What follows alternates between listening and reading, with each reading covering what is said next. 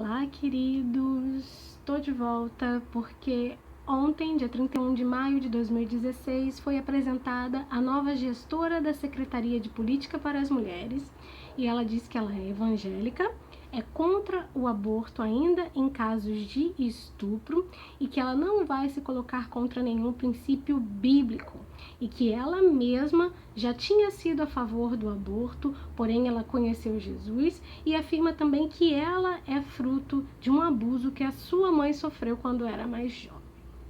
Bem, em primeiro lugar eu quero pontuar que a opinião das mulheres evangélicas é formada por homens.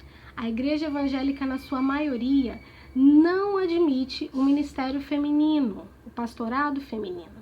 Na melhor das hipóteses, admite o ministério do casal. Então, se o marido é pastor, ela pode ser nomeada pastora. Mas não existe pastora solteira. Pode um homem ser nomeado pastor solteiro, mas uma mulher não pode ser nomeada pastora solteira. Porque eles entendem, na melhor das hipóteses, que existe o chamado do casal. Como a estrutura evangélica ela é patriarcal, se ela for nomeada pastora solteira e o seu marido não tiver o chamado, ela tem que seguir o seu marido e não vai poder exercer, então, o seu ministério. Na alta hierarquia também de todas as denominações evangélicas não existe mulher, a menos que ela seja casada com o pastor presidente ou com o bispo e ela for bispa e assim por diante. Quando você discute o aborto com uma pessoa evangélica, você cai em duas questões. Uma, se o nascituro é considerado uma vida, e outra, o direito sobre o corpo da mulher. Para dizer que o nascituro é uma vida, vão citar para você o profeta Jeremias. Antes que eu me formasse no ventre da minha mãe, tu já me chamavas pelo nome. Antes que eu nascesse, já me conhecia e me fez profeta das nações. Ou podem citar também o Salmo 139, dizendo que Deus me teceu no ventre da minha mãe. E outros salmos assim. Todos eles ditos num contexto poético. O profeta Jeremias ele é conhecido como profeta chorão porque ele fazia drama por causa de tudo. Então ninguém é obrigado a interpretar esses versos como além do que eles são, poesia. E depois a gente cai na lei de Moisés, onde a gente tem duas passagens interessantes para discutir sobre o aborto. Uma delas é muito simples, ela diz que se uma mulher abortar por causa de um acidente, a pessoa que provocou esse acidente tem que indenizar o marido dela.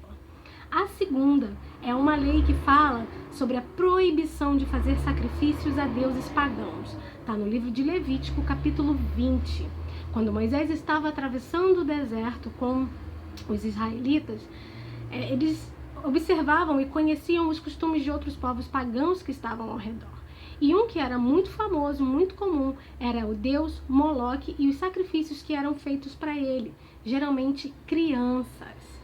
Então, para aplacar a ira desse Deus, muitos homens sacrificavam os seus filhos. Então diz lá em Levítico capítulo 20 que o homem que der a sua semente, passar a sua semente pelo fogo a Moloque, deve morrer. O próprio Deus diz que ele tem que ser apedrejado e que aquele que for conivente com qualquer sacrifício a Moloque vai morrer também. Eu queria que você prestasse atenção nesse ponto, porque como o aborto se tornou um ponto da pauta feminista, acaba mascarando o real motivo pelo qual a igreja se posiciona tanto contra ele. Vou explicar. Vou repetir primeiro essa passagem. A Bíblia diz, em Levítico capítulo 20, que o homem que passar pelo fogo a sua semente a Moloque deve morrer. O homem que passar a sua semente.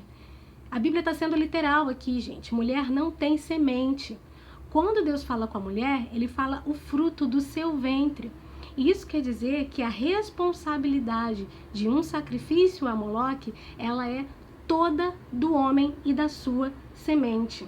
No contexto da igreja moderna hoje, a gente entende que um aborto feito pela vontade das pessoas é um assassinato, um sacrifício a Moloque. Como o movimento feminista luta muito pelo direito da mulher sobre o seu próprio corpo, a responsabilidade do homem ficou mascarada. até mesmo fora do contexto evangélico. A pessoa fala, quando ela fez estava bom, né? Ela deu porque ela quis, ela abortou porque ela quis. E ninguém olha a responsabilidade do homem. E na minha opinião, isso é uma transferência de responsabilidade da sociedade patriarcal. É muito fácil. Todo mundo transa. O filho do pastor transa, o obreiro transa, aquele diácono de confiança trai a esposa. Todo mundo faz sexo, você transa, todo mundo. Se o homem evangélico assumisse a responsabilidade sobre a sua semente, a gente não precisava mais discutir aborto no contexto da igreja evangélica. Então eu estou convicta de que não é o amor à vida a razão primeira pela qual a igreja faz esse barulho todo contra o aborto. A razão primeira é que o homem cristão foge da sua responsabilidade e transfere ela para o corpo da mulher e culpa a mulher. Isso é uma parte do comportamento misógino da sociedade patriarcal cristã. Valeu?